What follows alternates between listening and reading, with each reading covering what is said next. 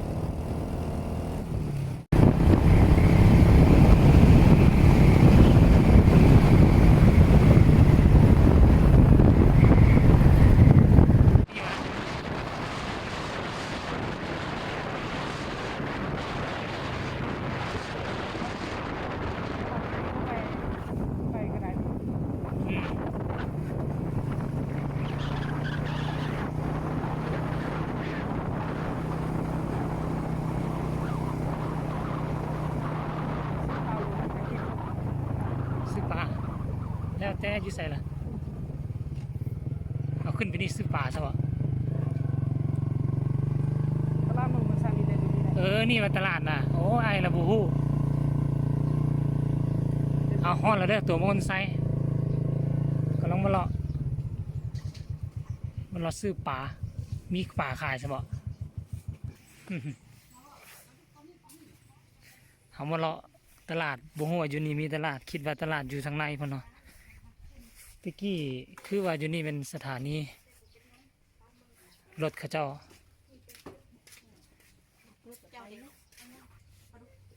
โอ้ปลานิน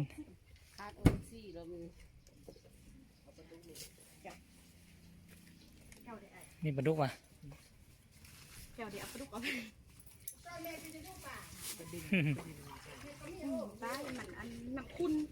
ตายแล้วนี่ตาคุณ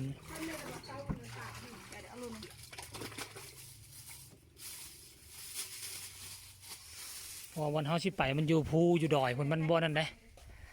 อยู่ภูอยู่ดอยแล้วมันบ่มีน้ำบ่มีนั่นได้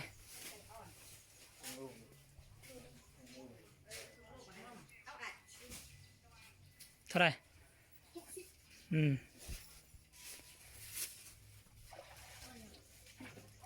บ่มีM100แช่เย็นเลยเนาะ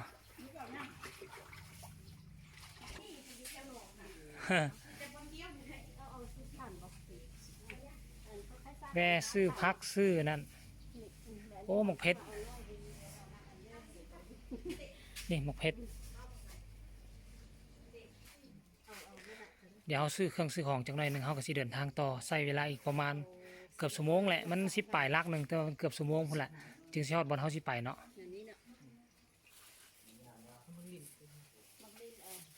ไปเดินทางต่อบัดนี้เฮามาซื้อเครื่องอยู่ตลาดซื้อแนวกินเฮาก็สิเดินทางต่ออันนี้เราก็สิเดินทางไปต่ออีกเฮาอยู่หัวเมืองเราอยู่ห่างเมืองจะแยกกันโอ้บ้านเราบ่ธรรมดาปั๊มน้ำมันก็บ่มีเนาะซื้อนั่นนี่ไปแล้วกุ้มจักมื้อน้ำมันนี่ โอ้ครับเป็นเล่นไหม เออ เขาเพาะชาติแต่ละจักเป็นลายมือ เนาะเอาไปไป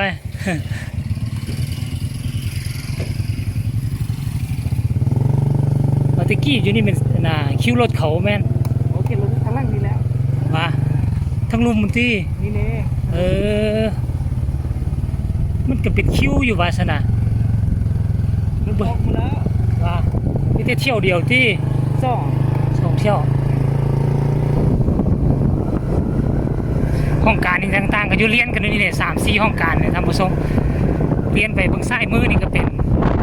ห้องการปกครองเมืองการปกครองเมืองอยู่นี่เนาะ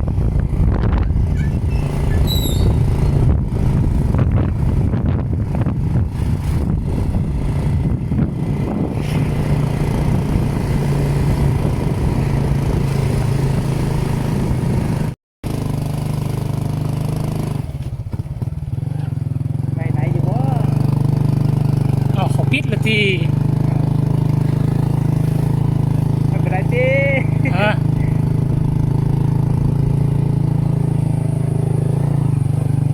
บ่ได้ปะ ไป ไปบ่ได้สูท่านผู้ชมเขาเจ้าปิดทางแปลงทาง 5 โมงเดี๋ยวเจ้า ขึ้นก็ต้องขึ้นตัวนี้ที แม่ 5 โมงมันฮอดพุ่นเขาก็ค่ำหมดแล้ว ใส่ เอามาลุ้นกันเบิ่งสู่ว่าเฮาสิเฮ็ดได้บ่เดียวเออว่ะทางมันเจือนน่ะคันขึ้นนี่ก็ต้องขึ้นไปบนรถจกพุ่นแล้วบัดนี้5 โมงแรงเอานะท่านผู้ชมตอนนี้เขาก็เดินทางมาฮอดในตัวเมืองของเขาเจ้าแล้ว แต่ว่าบ้านของเขานี่ไม่ได้อยู่ในตัวเมืองนี่ยังแยกจากตัวเมืองขึ้นประมาณ12 ลักใช้เวลาเดินทางประมาณ1 ชั่วโมงแต่ว่าสุมเฮามาค้าอยู่ที่เส้นทางแบ่งจากตัวเมืองนี่เข้าทางดินแดงเนาะเป็นทางดินแดงได้บัดนี้เขาไปบ่ได้เขาเจ้าปิดแต่งทางเนาะเขาเจ้าบอกว่าปิดแต่2 โมงฮอด5 โมงฉะนั้นเขาจะท่า2 โมงฮอด5 โมงเป็นเวลา3 ชั่วโมงเขาต้องได้พากันนั่งท่าอยู่นี่แหละวิบนท่าเนาะ2 คนนั่งท่ากันอยู่แคมป์ทางนี่เนาะนั่งท่ากันอยู่แคมป์ทางให้ทุกคนมาติดตามเบิ่งตอนต่อไปว่าเขาจะสิเปิดจากโมง5 โมงแท้บ่หรือว่า4 โมงครึ่งเนาะเฮามาลุ้น EP ต่อไปนี่หลังจากนั้นเฮาก็สิเก็บบรรยากาศตั้งแต่5 โมงทางเปิดแล้วเดินทางไปฮอดบ้านเขาว่าสิใช้เวลาจักชั่วโมงเราฮอดให้ฮอดสนามของเขานั่น